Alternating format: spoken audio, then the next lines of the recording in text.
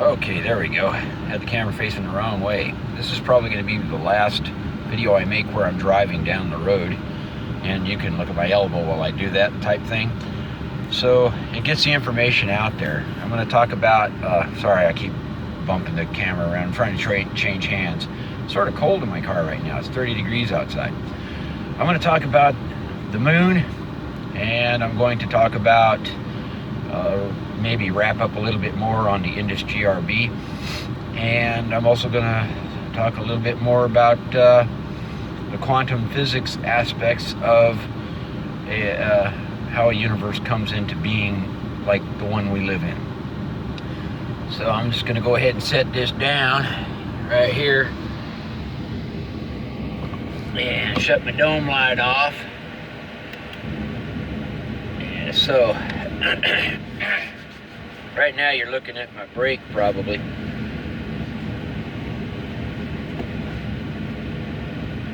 So to close up the end of the story with the Indus GRB, I'm not quite sure if I actually discussed that the gravitational effects of this linear vortex that we refer to as a gamma ray burst has on the surrounding DRCBs as it passes by through its corridor along its flight path. And you can expect that it has a trajectory just as any other type of object, such as a bullet, would have a trajectory going through the atmosphere on Earth with the gravitational pull tugging it down.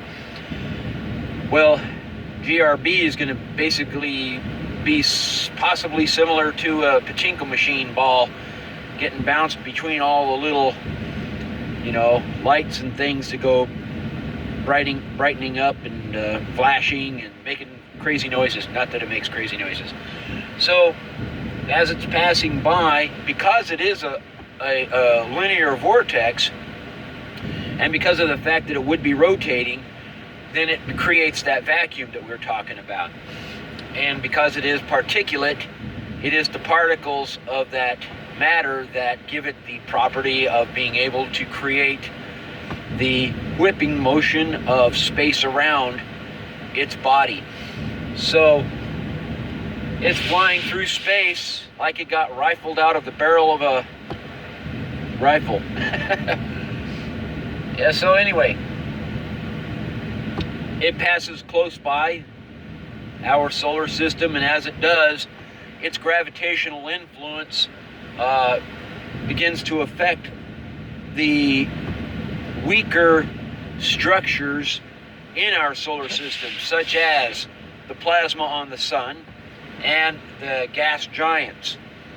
So the disappearance of a stripe on Jupiter is telling us that Jupiter's rotational rate has been decelerated, because, as we've discussed, the number of stripes determine the rotational rate, whatever that rate is.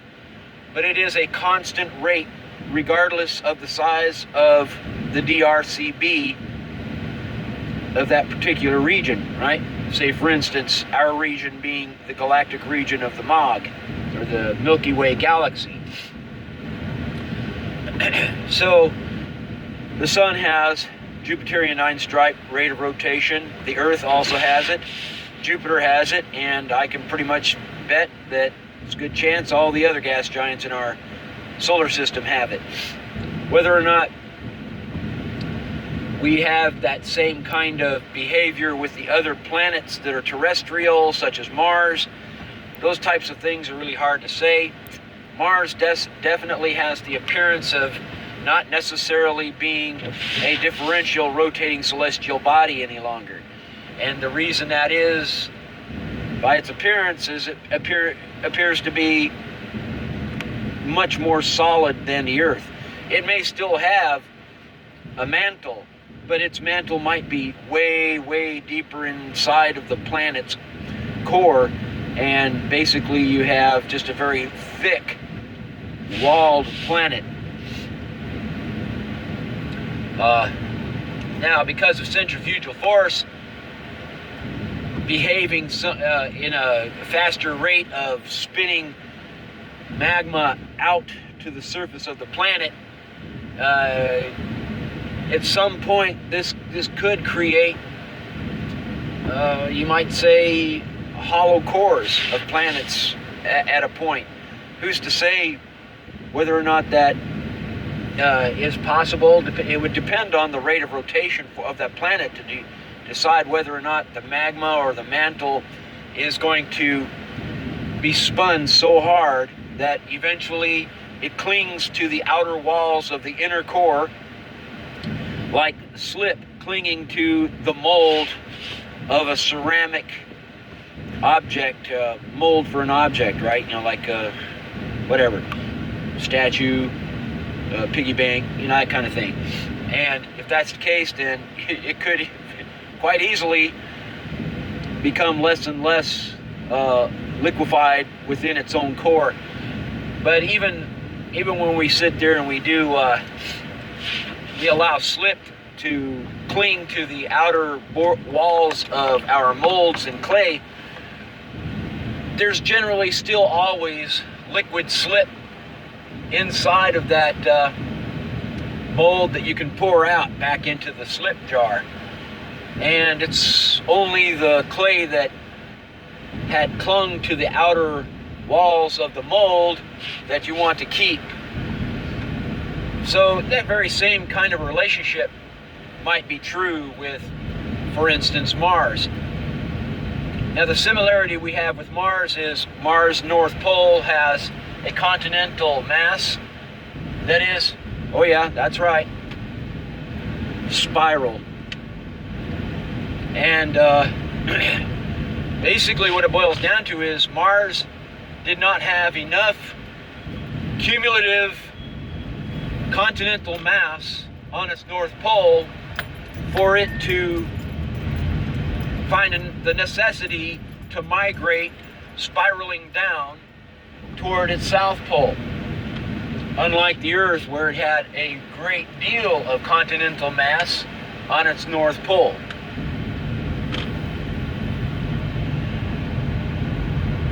And Earth just happens to be quite a bit more active than Mars right now.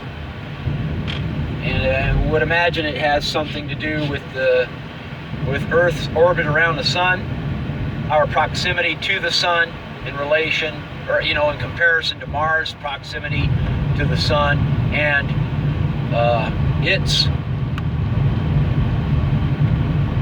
more eccentric orbit.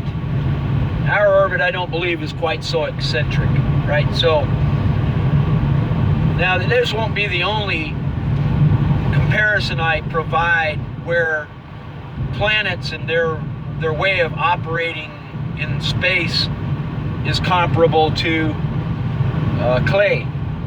That's part where I'm going to go ahead and start explaining what I believe is the best theoretical solution for the existence of our moon, and the reason our moon is tidally locked with the Earth.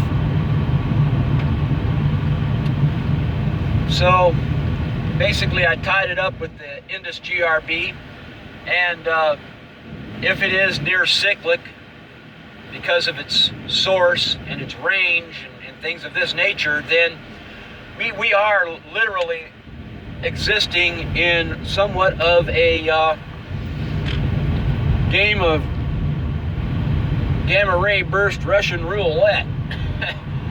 And it just depends on whether or not we are on the striking side of the solar system at the time the GRB passes by. So I am suggesting that should this GRB from the Indus constellation be near cyclic, emitting from a BITSO, bright terrestrial stellar object, or white hole, that could be congregated around the center of the universe by maybe a total number of 5 white holes, mega massive white holes. Then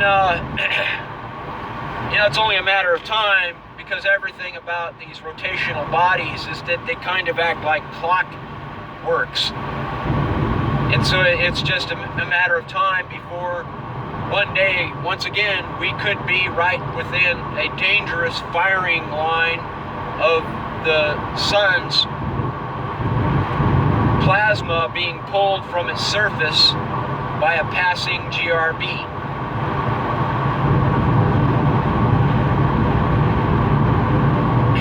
And if that happens, then we're not only going to be affected in terms of drought, if the Earth has a great deal of ice on it at the time of the passing, we could be affected by flash melts that might completely end a particular ice age.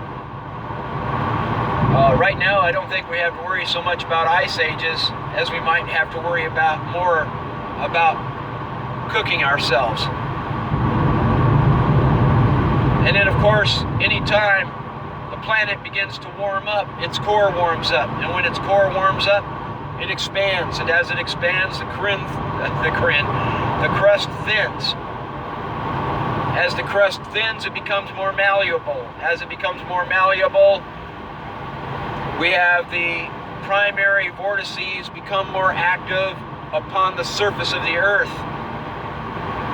We're going to have a lot more earthquakes. We're going to have a heck of a lot more volcanism.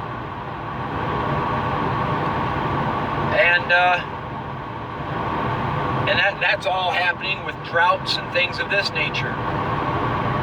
Now, that also means that the more liquefied the planet becomes, the more common earthquakes are also going to occur.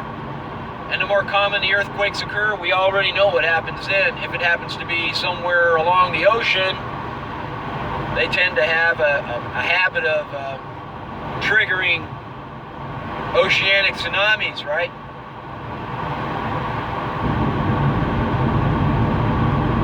These are all things that would be effective on the Earth's surface. And oh, by the way, as the Earth thins, then there are less and less places for aquifers to exist.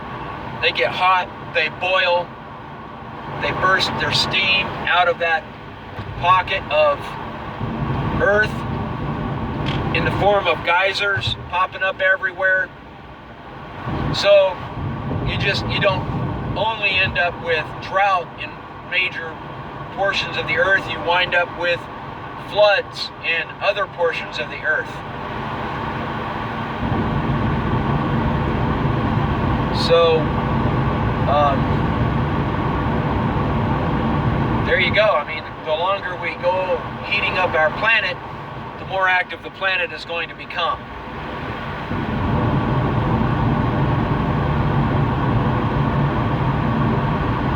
Okay, now let's see. I did get my computer set up, so it looks like I'm going to start being able to make the videos where I can show my graphics without having too many issues. And I'll be able to share that with everyone. But part of my sharing that, I'm going to go ahead and sort of go over the book I had begun writing. And then I'm also going to go over one journal that I wrote about how I believe the quantum physics work together. And I'm going to introduce not just the four fundamental forces of nature, but I'm going to introduce the order of origin that leads up to the operation of those four fundamental forces of nature. So I'm going to, in fact, add 3 more elements to, and I'm not talking about, atomic elements. I'm talking about elements in terms of concepts. So 3 more conceptual elements that will be in the order of origin that lead up to the development and process of the manufacture that allows atomic energy to begin to operate.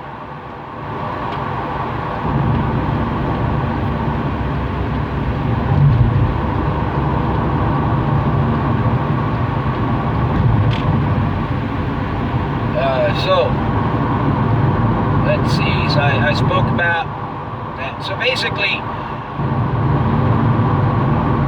the point that I'm looking at is, in order for something to explode, and in the instance, as an example of an infinitesimal nothing that explodes into something, that isn't possible when you look at a blank canvas of the universe, and that blank canvas of the universe is 0 Kelvin. 0 Kelvin means nothing is moving. Without anything moving, you have nothing to trigger an explosion, period. You have no heat. So heat creates kinetic energy in the form of movement and inertia. You have none of that.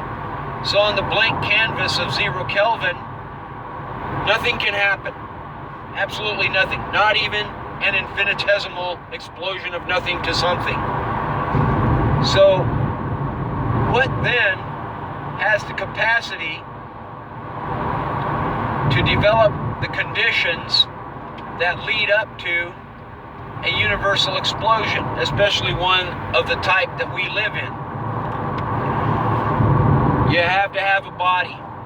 You're not going to get it from just open explosions. Open explosions just explode, and they're like, well, even fireworks have a body that they explode from, so you can't even compare it to fireworks. It's more comparable to, say, for instance, it's even weaker than a powder keg exploding inside of the magazine of a ship, because one, the powder keg is the body. Two, if not a powder keg and it's just a bunch of volatile elements floating around in a dusty atmosphere inside of a magazine of a ship, then the ship becomes the body. So you still have a body. So if we're talking about circumstances where no body exists, you can't possibly have a powerful explosion. Not as powerful as you would if you took those very same elements and put them inside of a body. So we're going to go with the cold chamber theory of a body, such as a mega massive geode that allows for the four fundamental forces to actually begin to activate and create a gas, or maybe the elements of the gas that needs to be present for this activity to begin is confined and becomes more compressed as the beta decay slowly expands and compresses the already pre-existing, if you want to call it that, gas inside of this mega massive geode. And I'm thinking it's going to have to be a mega massive geode to come up with something as huge as our universe, right?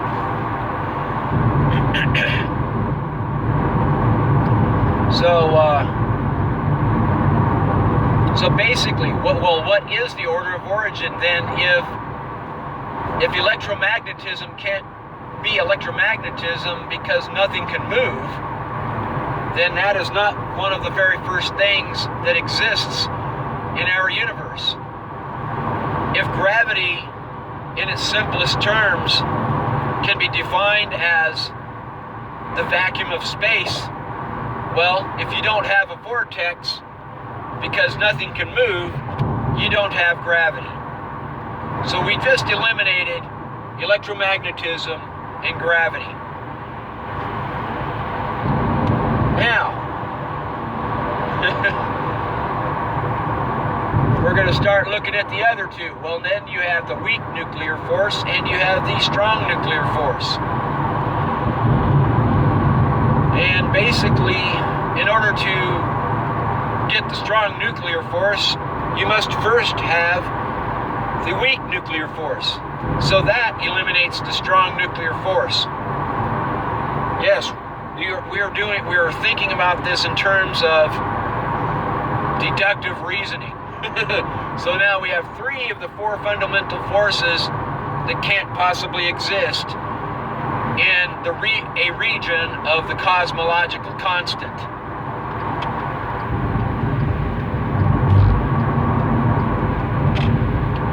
All right.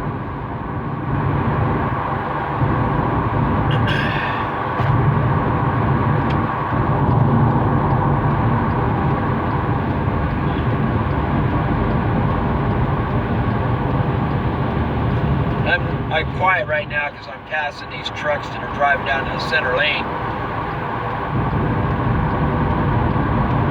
Gotta watch them. You know, they're pretty tired sometimes, especially this time of the morning. It's actually the end of their day since they generally like to drive at night. Okay, so now we have one thing left, the weak nuclear force. Well, you're not really going to get the weak nuclear force if you didn't have electromagnetic force or gravitational force. So now that's eliminated. So if we just eliminated all 4 fundamental forces of nature, then what in the universe could possibly start the beta decay process?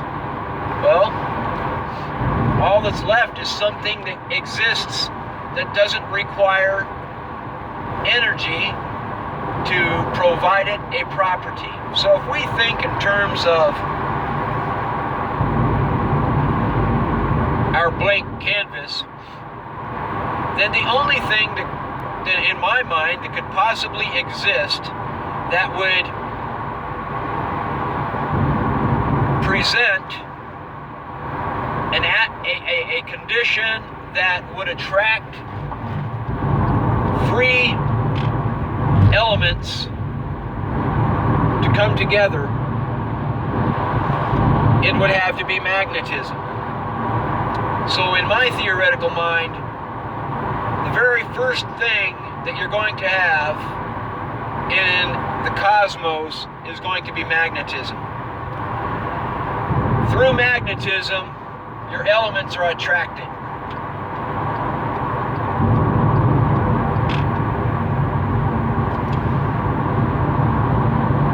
As they come together, we'll describe that later. But we're going to, and when we do, we'll break it down to the simplest, absolute simplest and most basic elemental structure before we worry about the greater structures that develop from it. So we have magnetism that attracts these elements together, say. And as these magnetic elements are attracted together, they create kinetic energy. So your first fundamental force of nature is magnetism. Your second fundamental force of nature is going to be kinetic energy. Your third fundamental force of nature is then going to be let me think about this for a second. I know I already figured it out, so don't be like, oh yeah, you don't know. No, I got an idea. Okay, so you've got, I looked at it this morning just to briefly go over it again. So you have, oh, yeah, of course, right? So the first fundamental force of nature is magnetism. The second fundamental force of nature is kinetic energy. The third fundamental force of nature, and it's in this order as we go, sequentially. The third fundamental force of nature is the electric force, right, or electricity. Okay. And then it's followed by gravity, becomes your fourth fundamental force of nature, followed by electromagnetic force as your fifth fundamental force of nature, and the rest of it's easy to figure out, right? after that, after you get the first two of the four fundamental forces of nature, being gravity and electromagnetic force, then the next thing in line is going to be the weak nuclear force. You got it? Which leads up to the strong nuclear force. And there you go. There's your 7 fundamental forces of nature in sequence by their order of origin. That most likely is in a sequential order that does not require heat to get moving.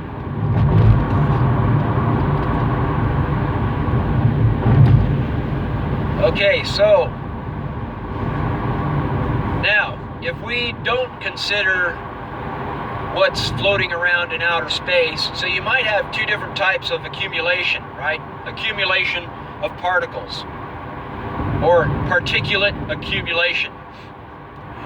So we already mentioned the type 2 universal explosion, or is it the, am I calling it? Yeah, the type 2, right? So it's the type 2 universal explosion being the one of the type that we live in today. It has to come from a cold chamber. But we might have terrestrial bodies out there that were basically the snowball effect of bonding particles until something from the size of just a free proton, a free electron, or a free neutron, or the combination of all those and whatever combination that they come together in, snowball and just keep collecting and bonding. And as they keep collecting and bonding, no two are ever alike. And I'm going to go over this again in greater detail as I wrote it down, because I sound a lot better. I won't say that I sound a lot more intelligent, but I do sound better in my writing than I do in my language when I'm speaking, you know. So there you have it, right? And you just have these things coming together, and as they collide, they tumble. As they tumble, what happens? They tumble into a rotation. Okay, so even if you don't have a cold chamber, you could have a terrestrial object in its very initial form of birth from something so terribly small that finally develops into a body. Kind of like the way babies come together, and they just develop, and they start breaking up. Their cells break up and split and make more cells and more cells. Well, we don't know that. I'm not suggesting that these terrestrial bodies from free nothing or free elements become or split into other parts unless they explode, which could happen too, right, under the right circumstances, but not necessarily under the envelope of the cosmological constant. So they just continue to tumble together, and as they tumble together, that friction that they create also creates heat. Okay, so they tumble together, they continue to operate. They're not going to be perfectly round. They're too small to be crushed into a ball at this stage. So they're going to be very jagged, very irregular in their shape. And it's their irregularity and the continued collisions with other particles that are either singular or congregate that come together, and as each one of them comes together and collides, then the rotational spin of that object may be increased or accelerated, or it may be, and that's only if it rolls into a complementary rotation. So it won't be a complementary rotation if, say, for instance, the point of impact of two irregular bodies collide in such a way that they counter each other's rotation.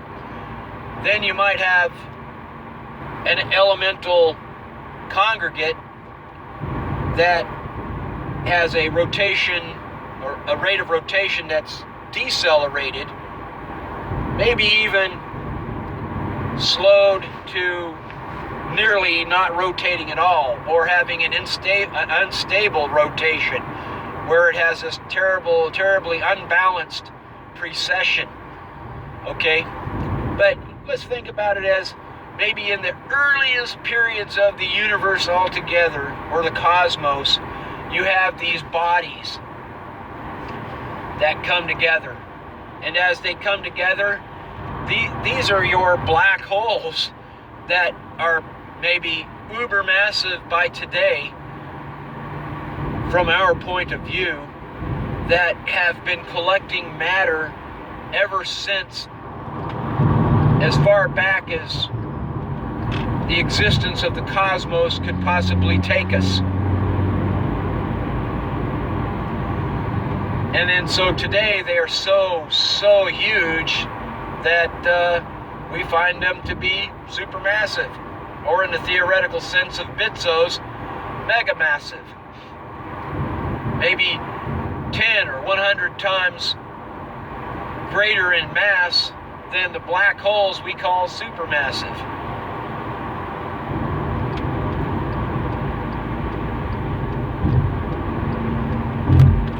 So in comparison, when you talk about supermassive black holes, I'm not sure if the scientists are referring to any of the black holes in our galaxy as supermassive, because if we can look upon a galaxy somewhere else in the universe, that the visible universe that we see, and it only appears to have a single nuclear black hole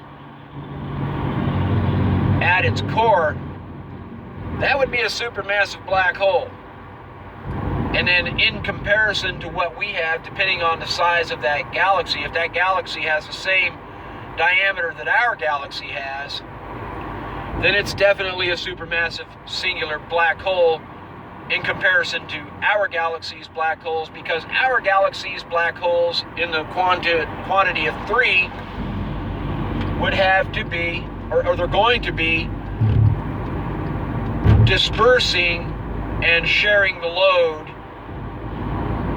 of capacity and mass. So the two siblings that orbit the parent black hole are going to be smaller than the parent black hole, but near equal to themselves in size. But I guarantee one of them is larger than the other.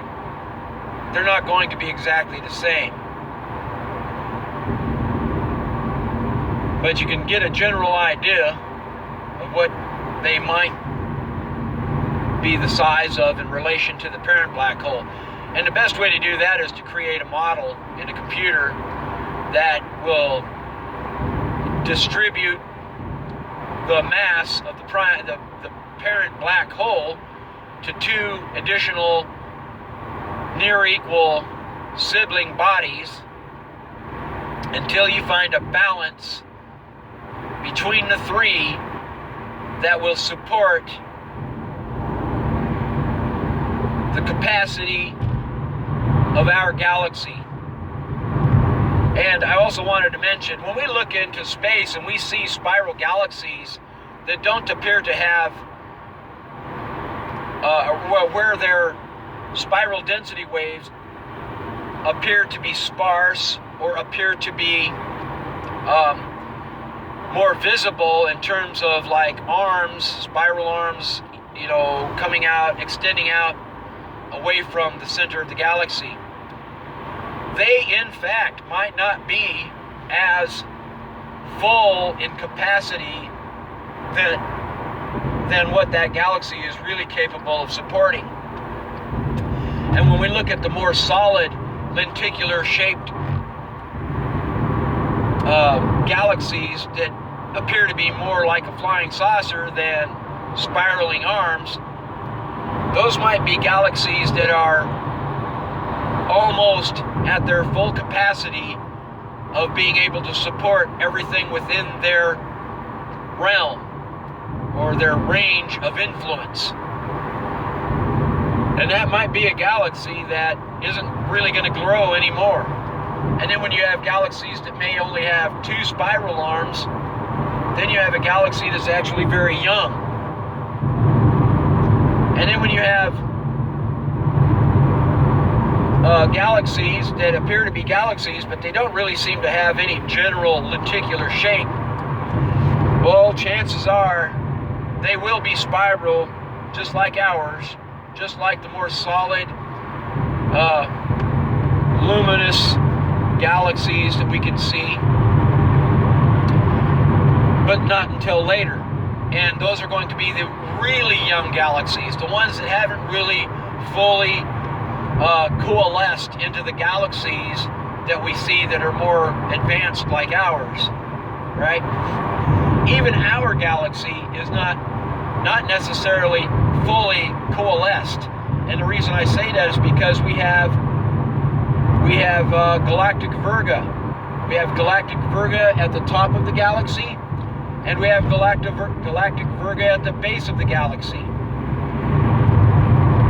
And that galactic virga is kind of like in the form of clouds and things of this nature, which, by the way, is probably where we really do live, on the top of the galaxy. We're actually pretty close to the galaxy's core, and that's where we're going to be living, is out where it's a lot more peaceful, where there's just not really a whole lot going on, and the current isn't quite so great.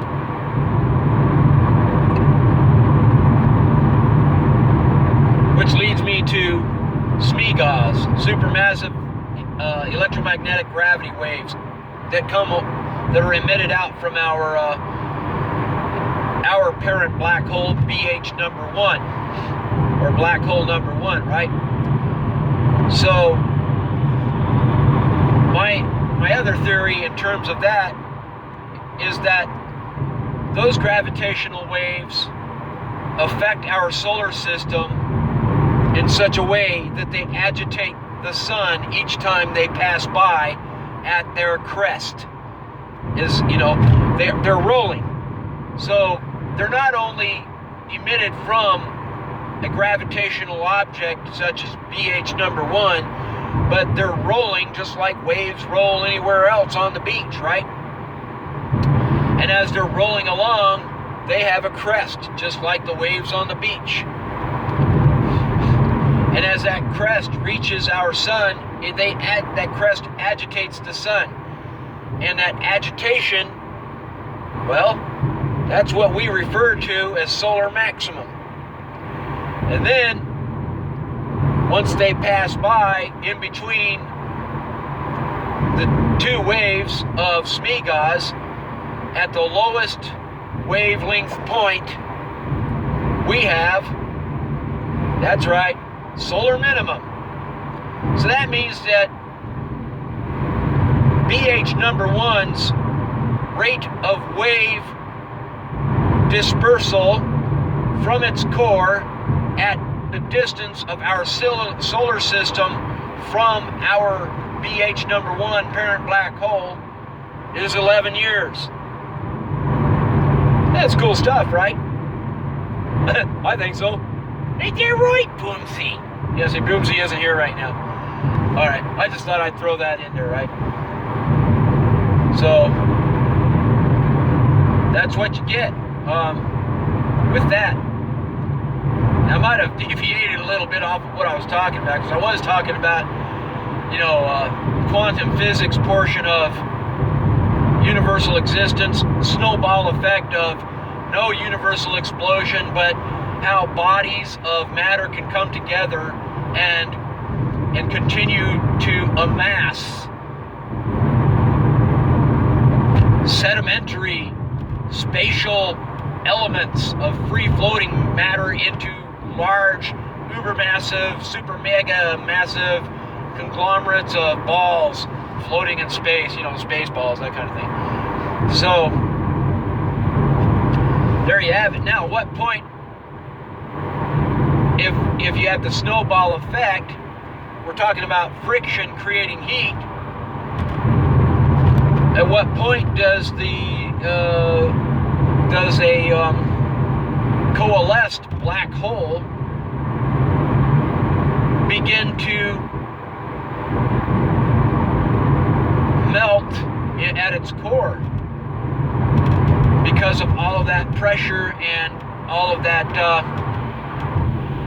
stuff being thrown together and basically creating friction, right? It just depends on whether or not it has the right elements to develop, to basically melt down. So, now, so if you have a blank canvas for a cosmos, and you don't have a universe within that cosmos of that blank canvas, but you have all of the free elements that can come together to amass into a supermassive black hole or a megamassive black hole, then you could have a sedimentary universe, right? But it's just going to be the cosmos, because there still may not be enough heat for that black hole, for instance, maybe to support a galaxy yet, because you don't have any stars at this point in time. You're just basically seeing the collective of terrestrial matter as it comes together. And who knows how much of that terrestrial matter transforms that terrestrial body into a ferromagnetic structure that in turn could present the conditions necessary for the inner core of that body to become hot enough to melt. And voila, there you have some heat, right? And at some point, maybe that body becomes, wow, these guys are going slow. At some point, maybe that body eventually becomes more than just a rotational celestial body, RCB, but develops into and evolutionarily into a differential rotating celestial body, a DRCB. Right? Okay. Now, go ahead and talk about the moon. The moon is really big. And really, the moon is a planet.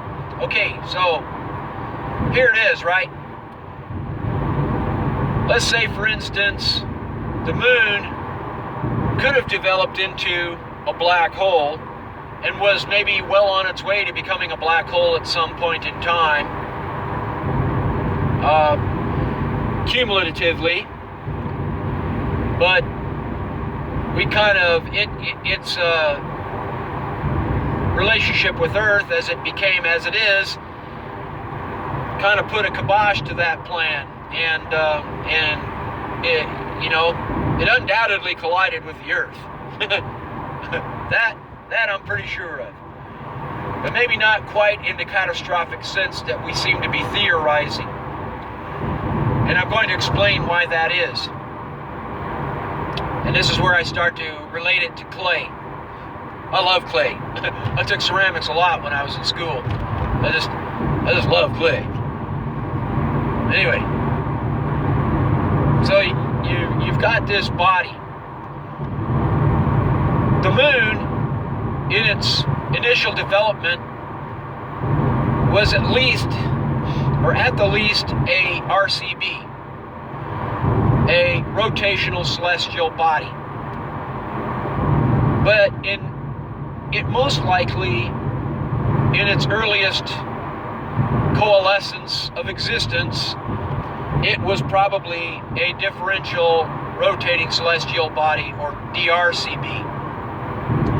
And it is the activity of the RCBs that allows them to be molded into these beautiful spheres that are most often very spherical, even though we do understand that the Earth really isn't perfectly sphere. The water on the surface helps it to have more of a spherical appearance. But the moon looks pretty doggone round, and it has no oceans that are like water, right? There might be water ice or something like that, but it's not water. So it's not water smoothing the roundness of the moon. So, you know, from a distant view, the Earth is probably pretty round in its overall shape, and not really shaped in some oddity like some of these asteroids we see flying around. Now, an asteroid is an RCB because it does not have, in most cases, it most likely does not have a differential rotation of any sort.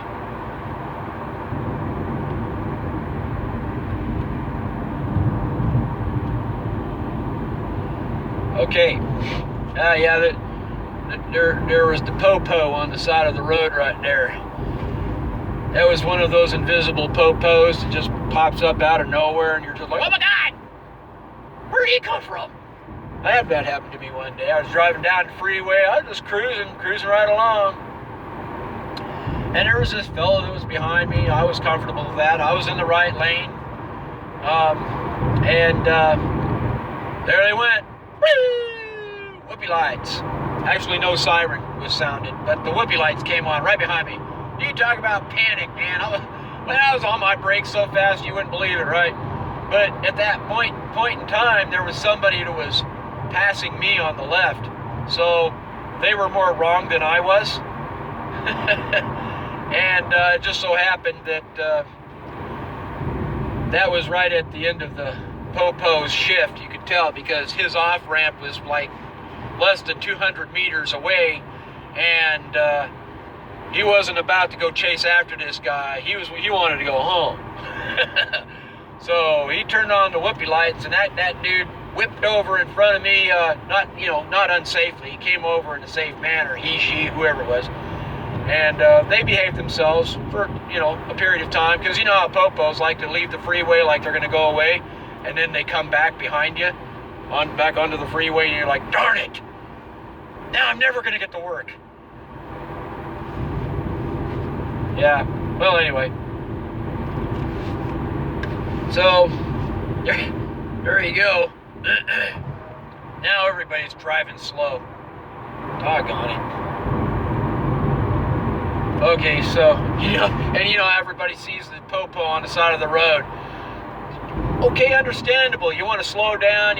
If you're going over the speed limit, you really want to slow down, at least do the speed limit. But no, these guys have to slow down to like 10, 15 miles an hour slower than the speed limit. And and that could even be on the other side of the freeway. You're like, the popo's not gonna, he doesn't have a vehicle that can drive over to the Jersey barrier and just, do one of those lowrider things where his car just hops up in the air and clears the, like a horse jumping over the Jersey barrier and go after you on the other side of the freeway. Hello? Yeah, people are funny. Okay, so anyway. Or can they? Yeah, I don't know. Wouldn't that be funny? Suddenly one day they come up with some new automobile that could do just that. Just be like, oh my God, he just cleared the Jersey barrier. Oh man, he's on my trail. He's hot. Oh, darn it, he got me.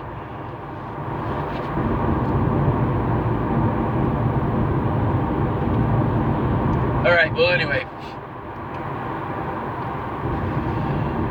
Let's see, what was I talking about? I was talking about the moon. All right, so the moon initially would have had its coalescent period of development, undoubtedly would have been differential, giving it its smooth surface. What we don't know is we don't know how long the moon was in existence before it collided with the Earth. What we don't know is, was the moon extrasolar when it collided with the Earth? What we could speculate and postulate is that the moon definitely was not traveling fast when it collided with the Earth. So what am I saying? Well, in order for the moon to have collided with the Earth in the form of splattering the Earth, at this time maybe the theoretical molten Earth that was wholly molten still and spinning around, and then it turned into this molten splatter of this really cool red planetary ring around the Earth, like Jupiter's ring, or like Jupiter's rings and like Saturn's rings, right? So before it coalesced around the Earth back into the form of what it is today. But you see, I'm not saying that isn't possible. What I am saying, though, is if it had coalesced back into the moon that it is today from orbiting the Earth along this ring, it would have coalesced back into a differential sense, and Earth's rotation more than likely would have provided some kind of effect on the moon to give it its rotational differential property, right? But that's not what we see. What we see is more of Earth-like material on the Earth side of the moon, on the near side of the moon, and less Earth-like material on the far side of the moon. So if half the moon is made up of a lot of material that's similar to or exactly like Earth, then that means the moon stole a lot of the Earth as it collided. So now the term collision may not be as descriptive or the best descriptive word to define how the moon came into its relationship with the Earth to begin with. So when you are flying an aircraft, and as you approach an airfield and you land, and intentionally after landing you take off again, this is what is referred to as a touch and go. So my proposal to the scientific community is that the moon was less a collision and more of a planetary touch and go. Its velocity was equal to or near equal to the Earth's velocity, in which it also had the same direction of travel, which means that if it was extrasolar, it would have entered the solar system at a point where it joined the rotation of the solar system. Which means it could have come from anywhere. It could have come from the galactic plane. It could have been extragalactic, coming down into the galactic plane from above the galaxy. It wouldn't have been below the galaxy at that point. If it came from below the solar system, which is above the galactic plane, then it would have come from or originated somewhere along the galactic plane. I seriously doubt it would have made it through the galactic plane and then collided with our solar system, or joined our solar system. Or it came from a parallel position, coordinate that was parallel to the elevation of our solar system, but it couldn't have necessarily done that, but it might have. But that would mean that it was that would have been really hard, because the galaxy is traveling through the universal corridor like a sail. So even if it had at some point been at a coordinate in relation to the galaxy that was parallel to the galactic plane at the same elevation as our solar system, the galaxy would have been traveling too fast and would have collided directly with it, and it would have missed our solar system. So that's not possible in my mind. That means that the moon probably was, or probably originated early on in the our solar system's coalescence of the planets, and was very close to the Earth in its development, and at some point the two eventually collided, right? Well, I'm going to tell you right now that we would have to probably create a computer model that might establish the weights of each of the planet's masses. So we take the moon's mass, we take the Earth's mass, then knowing the rotational rate of the sun's electromagnetic gravity waves, or EGOs, we might be able to somewhat determine the velocity of rotation of the moon in relation or comparison to the Earth. So the Earth is heavier. If the Earth is heavier, was it heavier? Did it have a greater drag because it's heavier, or could it have been traveling at a higher velocity because it's heavier? Which would it be, right? So if it's smaller and lighter, it might be that the sun's EGOs could have affected the moon's orbital or its rate of orbit around the sun to be at a faster orbital rotation than the Earth, because it was lighter, and so the EGOs were capable and able to move it farther and faster than the Earth, because the Earth was bigger. And because they're both terrestrial, their relationship with the sun would be equal, except unequal in terms of ratio, and that's it. Because of course, you know, so the gas giants are pretty darn light compared to Earth, right? But yet they're bigger, so size doesn't necessarily mean anything. It's going to be the mass of that object, right? So your terrestrial mass is going to be heavier, but because they're both terrestrial, the only difference is going to be the ratio of their masses. In this case, the moon probably was traveling faster, which would support the theory that the moon approached the Earth in the form of a touch and go.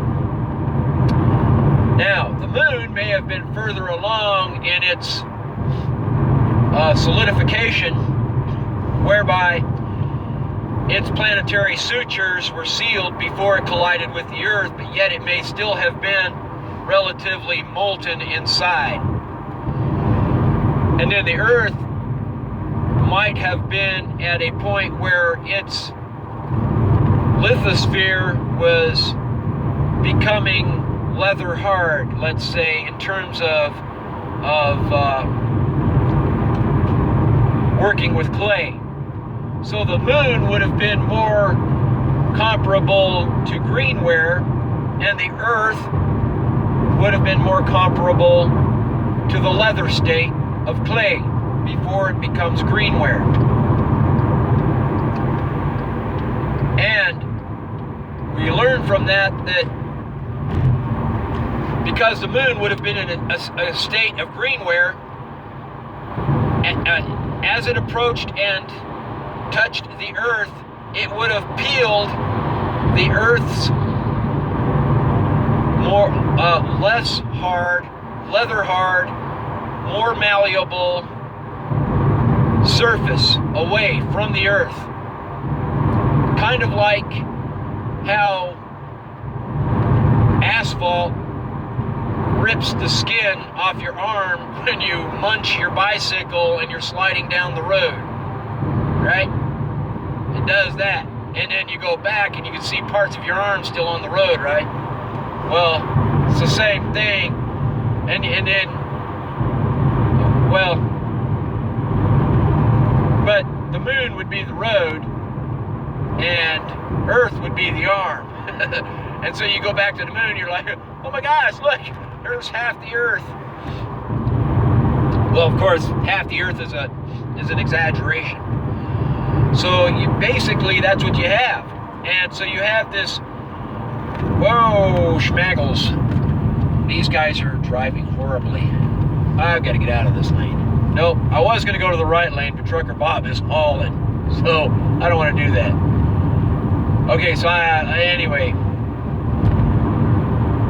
So now you have a good portion of Earth's surface that was once lithospheric that is now stuck to the surface of the moon, thereby making the moon heavier on the near Earth side. So here's what happens, right? Basically, the moon didn't lose any of its composition whatsoever as it touched the Earth and went.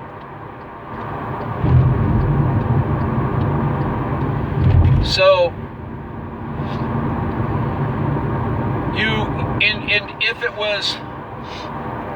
if its orbital rate was just a little bit faster than the Earth, let's say, for instance, its rotation, its planetary rotation, was maybe just a little bit faster than the Earth, or maybe the same as the Earth. So as it struck the Earth, it basically rolled over the surface of the Earth as they bumped, and then ended up leaving the Earth, and as it was departing from the Earth, its rate of, or its velocity was not strong enough or not fast enough for it to separate and depart from the Earth's gravitational influence upon it, in which the Earth basically caught the moon and pulled that moon into the orbit that we see today. Right?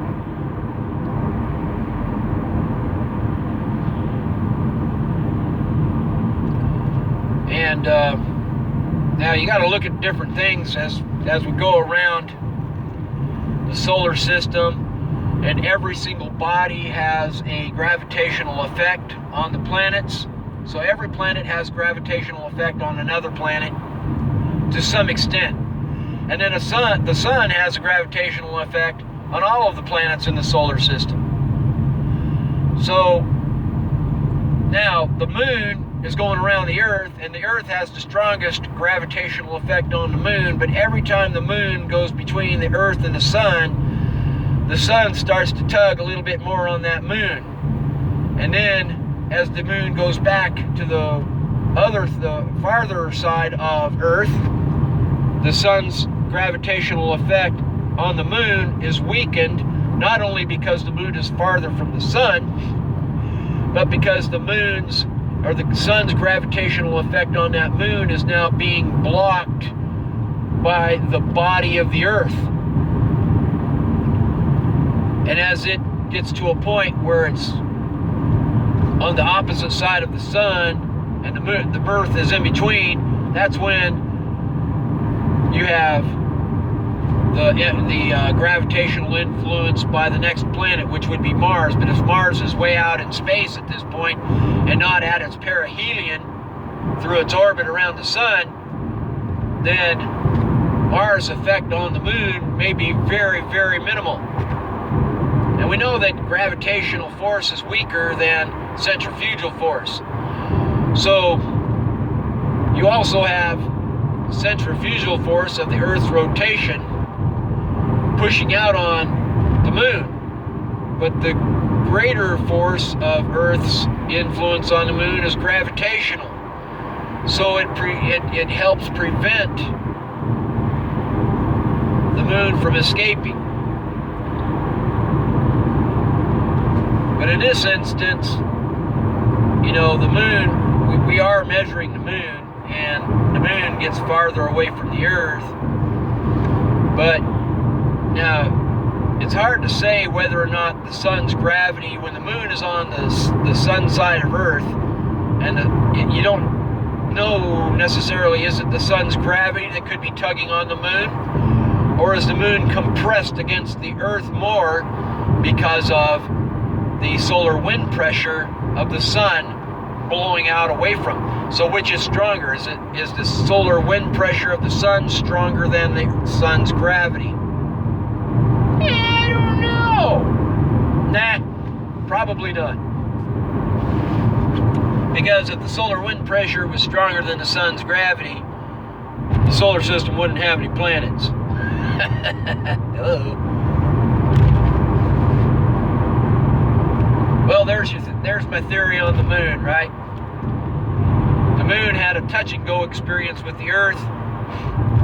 It bumped the Earth. It was already in a near similar orbit around the sun. The two planets may have had crossing. Their ellipticals or their ellipses may have crossed at some point in 2 points or something, and finally, because the moon was lighter, it was traveling faster, and it was only a matter of time before eventually it was going to collide with the Earth. It finally collides with the Earth. The two planets become married into their binary relationship that they have today, and voila, you have a moon.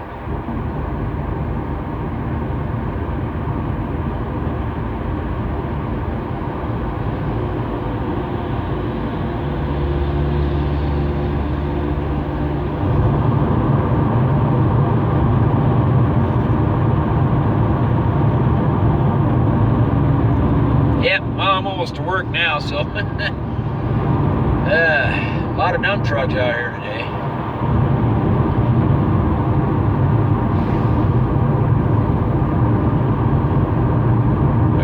I don't know if there's anything else really to talk about. Oh yeah, so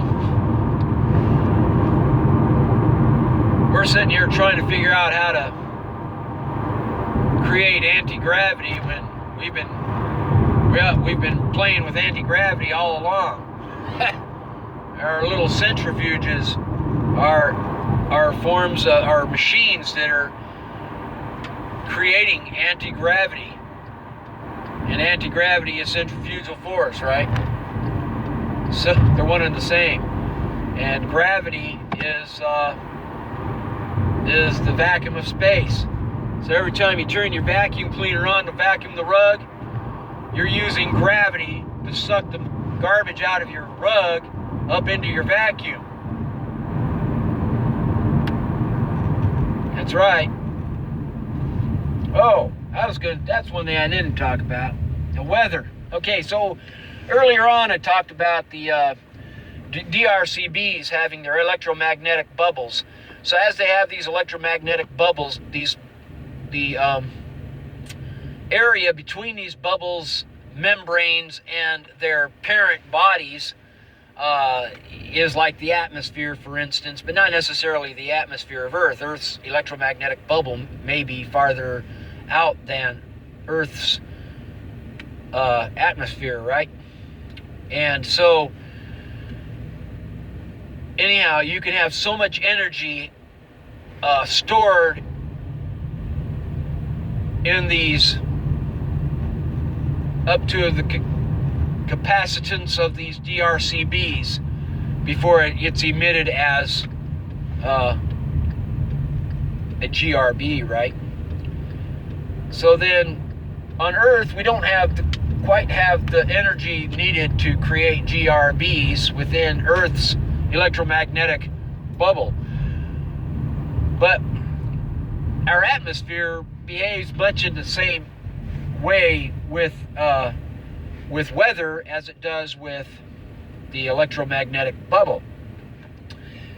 So when your hurricanes come to life near and around the equator, they travel westward, and they're traveling westward because of the coefficient of solar wind pressure drag, and they're blowing westward across the planet, typically. Maybe not always, but typically.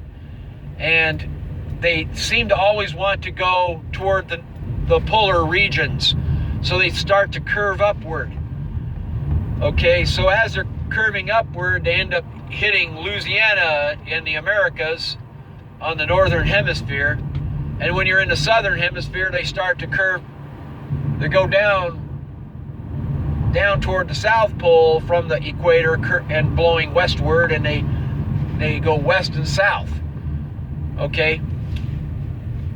And eventually, you know, because if they start in the ocean, over the ocean, and they hit land, they kind of break up and disperse, or dissipate or whatever. And then you've got the ones that start on the land and whatnot. But that may have a bigger impact, and I'm not so great about figuring out the weather patterns, but we could probably expect that it's centrifugal force combined with, well, in this case, we already know gravity is what's holding them down to the Earth, and the atmosphere is what's keeping them within the atmosphere. And then centrifugal force combined with solar wind, the coefficient of solar wind pressure drag is what pretty much forces them westward and either north or south, depending on what side of the equator they're on. And it also affects their cyclonic rotation. So the southern hemisphere's cyclones rotate in the opposite direction as the northern hemisphere's cyclones, and vice versa for the anticyclones, right? Interesting stuff. And that's because of the coefficient of the solar wind pressure drag being greater at the equator, because the equator sticks out farther and is getting hit first, right? Before the coefficient of solar wind pressure drag reaches the polar regions. So the pressure is greater at the equator and weaker at the poles. You see what I'm saying? To some degree. It also depends on the Earth's ecliptic and its solar system coordinate.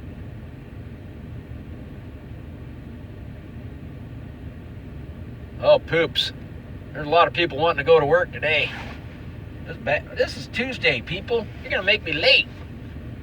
All these people going in the left turn only lane to try to get ahead of everybody else that's been waiting in the only lane that goes forward to the work areas, you know, the industrial block.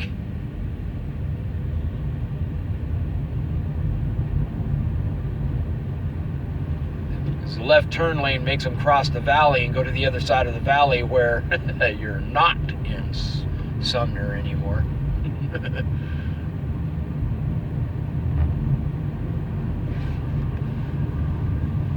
Most of the time they're not in that lane because they don't really know that lane is going to take them someplace entirely else.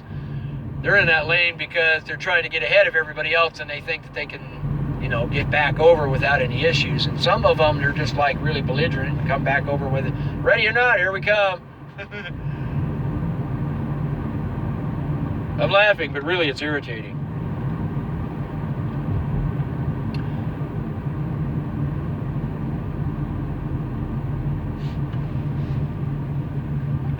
All right, so I'm almost to work. That's, wow, I think I've pretty much covered just about everything I can cover in a conversation, all the way down to the smallest elements. Oh, and I call the free protons, free electrons, and free neutrons the Trinity elements. That just sounds kind of cool.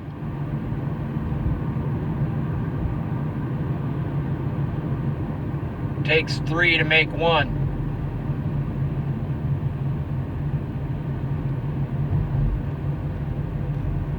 Maybe, I don't know. Sounds good.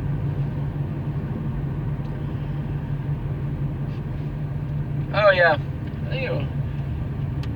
Well, going back to going back in time, and not necessarily to travel back in time physically, but to go back in time to determine the actual coordinate where, or the poo of where an impactor would have come from. Truly, I was mentioning that you have to follow the Mason's compass. So you have to follow the Mason's compass. You gotta, the one point of the Mason's compass is where you're standing. Then the handle of the compass is the point where you have to basically travel out to. If you're traveling back in time, you have to go to that point first by going forward in time and then returning back on the other side of the compass angle to reach the other end of the compass point. So that's how you're traveling by way of the Mason's compass. It's good stuff.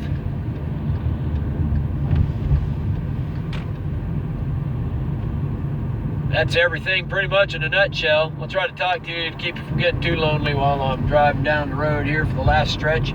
Traffic kind of cleared up a little bit, so hopefully, I'm cutting it really close. It's like 5:55. I'm gonna have to sprint. These guys they're slowing me down quite a bit. I don't know why it's so thick. It's like, I even left a little bit earlier today. Thought I did, maybe not. Maybe after I remembered I had to put the trash can out, my earlier departure became my normal or slightly later departure.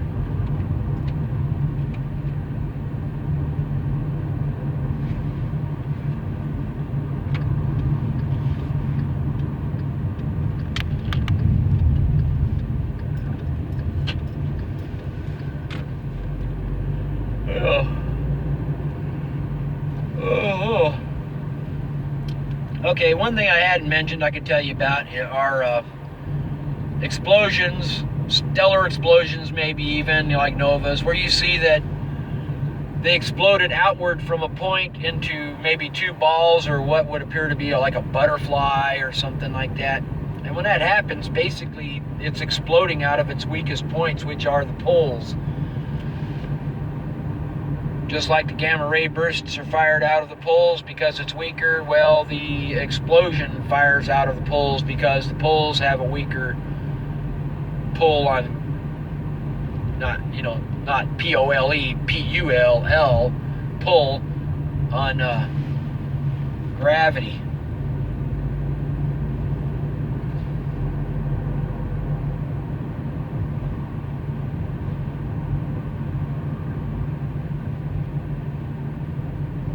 Right. Gets a little choked up right around here with everybody parked on the side of the road on the blind corner, and they usually like to wait until you're just about right on them before they get out of the car. They're like, yeah, go ahead, hit me. Anyway, I'm at work now, so I'm going to be turning off my phone here in a moment. Hope you enjoyed this. Oh yeah, I always keep forgetting to say, my friend says, make sure you say this, okay? Be sure to like and subscribe.